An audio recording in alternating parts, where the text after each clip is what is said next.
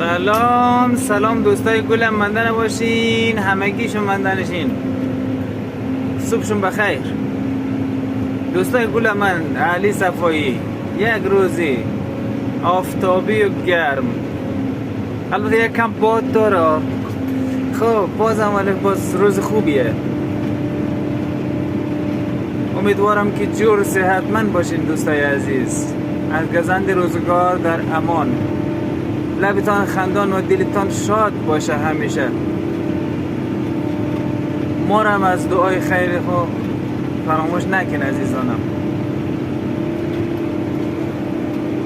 این بیلیه که من روش کار نم، بعد از این کار نم رانندگی بل ایر مگه بل بکو مکانیکی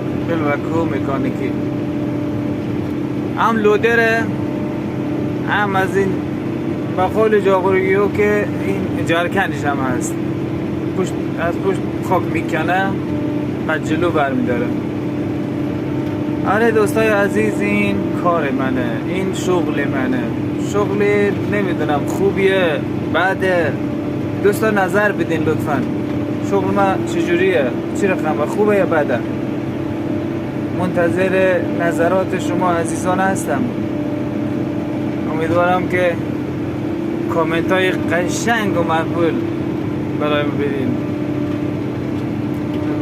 فعلا خداحافظ دوستای قشنگ، دوستای گل، روز خوبی داشته باشین.